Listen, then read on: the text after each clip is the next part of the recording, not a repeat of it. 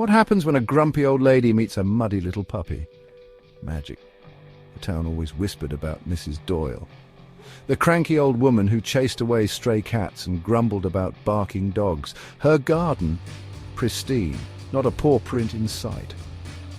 But one rainy afternoon, a whimper broke through the rain. At her doorstep sat a trembling, mud-covered puppy, its big brown eyes pleading for help. Mrs. Doyle stared, torn between shutting the door and something else. "Shoo!" she said. But the puppy didn't move. It simply tilted its head as if asking, "Are you really going to leave me here?" Against her better judgment, she brought it inside. Grumbling about the mess and the smell, she fetched an old towel and dried the little creature off. The puppy wagged its tail so hard it nearly toppled over. Days turned into weeks, and the puppy Toby transformed her quiet house.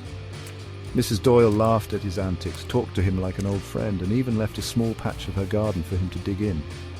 One morning, as Toby curled up beside her, she realized her house felt alive. Her heart, long closed off, had found warmth in a little stray. From that day on, Mrs. Doyle wasn't just the cranky old woman. She became the lady who fed the birds, left water bowls for strays, and even smiled at neighborhood kids walking their dogs. Sometimes it takes a muddy little visitor to remind you how to open your heart.